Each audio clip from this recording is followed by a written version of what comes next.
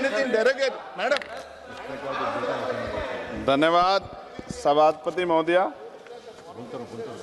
आओ झुककर सलाम करें उनको जिनके हिस्से में मकाम आता है।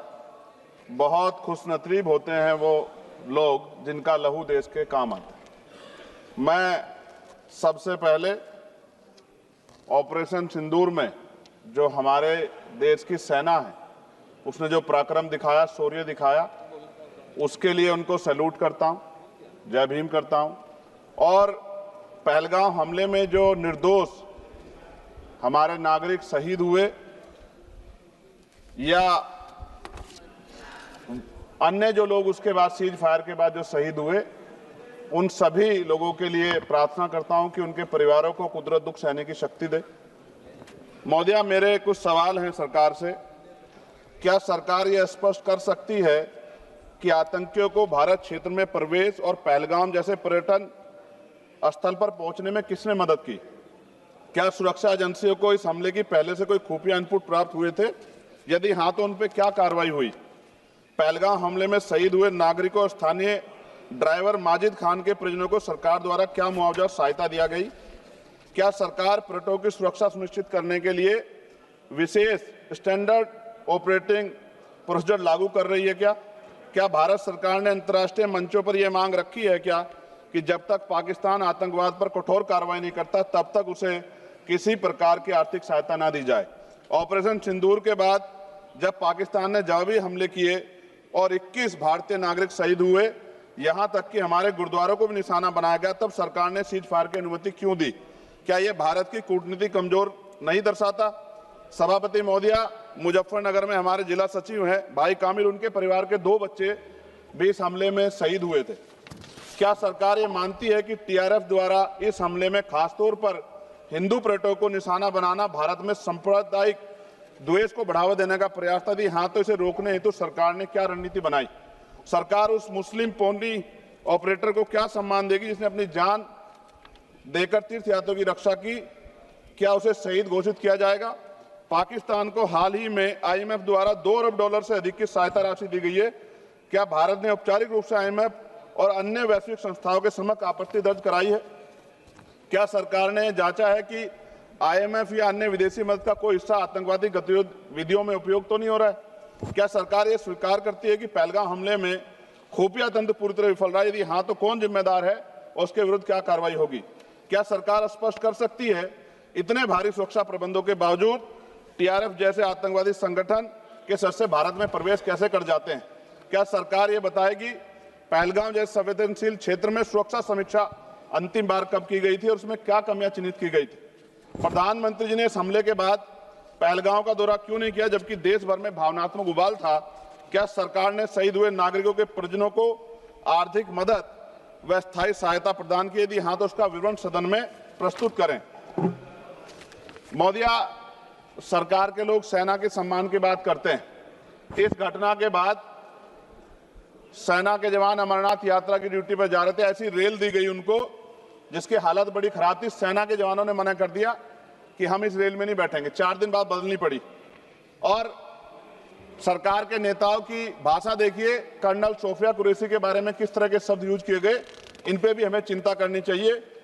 देश की सेना के लिए मेरी मांग है महोदया कि सेना और अर्धसैनिक बलों के वेतन को टैक्स मुक्त किया जाए, बैटल ऑफ ऑनर से सम्मानित, क्योंकि ये इस समय ऐसा विषय चल रहा है कि देश की सेना पे हमें गौरव है, गर्व है, लेकिन जिस तरह से आतंकवादी गतिविधियां बढ़ी है, मेरी मांग है कि बैटल ऑफ ऑनर से सम्मानित चमार रेजिमेंट को बहाल किया जाए, Gurjar regiment, Mehtar regiment, Yadav regiment बनाई जाए, क्योंकि देश का जो किसान का मेरा है उसके अंदर देश का जो गांव में रहने वाला जो व्यक्ति है उसके अंदर देश प्रेम का जज्बा बहुत जबरदस्त है।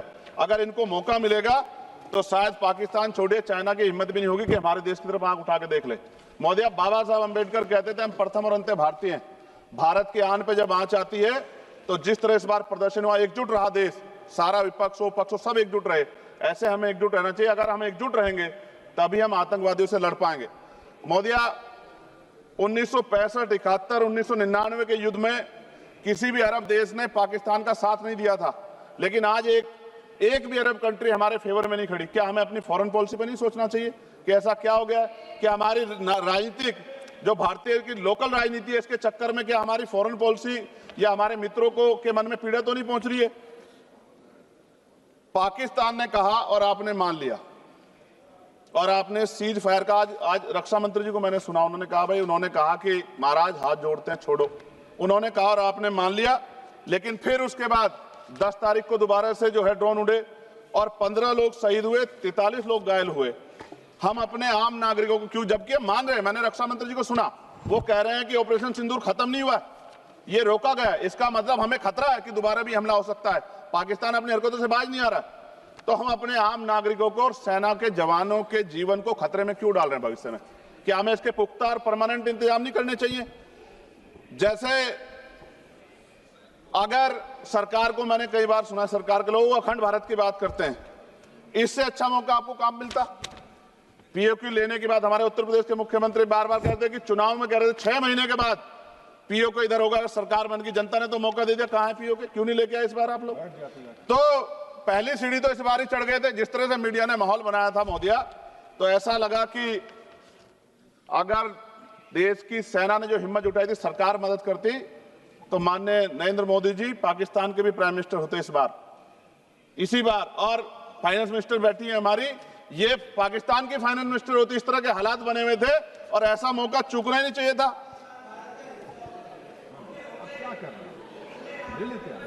ले लेते, इससे अच्छा मौका किसे कैसे मिलता? पूरा देश एकजुट था। मोदी, मैं खत्म करूंगा, पूरा देश एकजुट था, इससे अच्छा मौका कहां था? लेकिन अब अमेरिका में बैठ के कोई देश के फैसले कर ले तो देश की गरिमा पे, संप्रभुता पे बहुत बड़ा हमला है। इसको हमें समझना चाहिए, हमें समझना चाहिए किसी की हैसियत नहीं है। भारत दुनिया में इकलौता ऐसा देश है जिसका कोई मुकाबला नहीं कर सकता है। यहाँ का 140 करोड़ देशवासी एकजुट खड़ा है और सबको जवाब दे सकता है।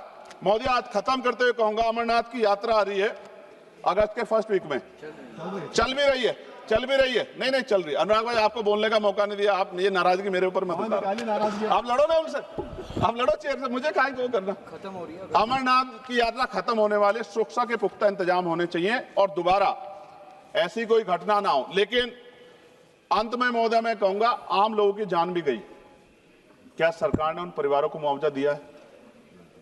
क्या उनके जीवन का कोई मूल्य नहीं? जिन्होंने अपने परिवार खोए, जिन्होंने अपना घर का बेटा, पति, घर का कमाने वाला खो दिया, उनका भी तो अधिकार बैठता है। सरकार ने क्या मुआवजा दिया, इस बात की जानकारी भी सरकार को पटल पर रखनी चाहिए, सामने रखनी चाहिए। और अंत में मैं धन्यवाद दूंगा भारतीय सेना को और भारत के का जो प्यार है कि पाकिस्तान और आतंकवादियों के भरसक प्रयास था कि यहां सांप्रदायिकता का माहौल बन जाए, लेकिन देशवासियों ने समझदारी दिखाई।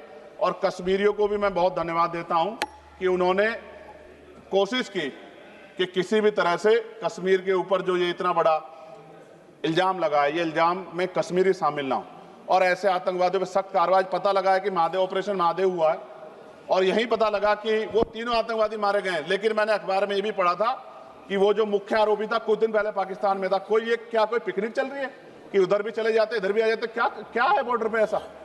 ये बताना चाहिए ना देश को।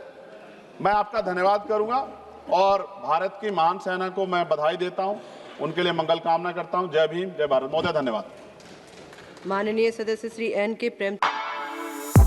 For exclusive and insightful videos, subscribe to our new channel ABP Live Premium.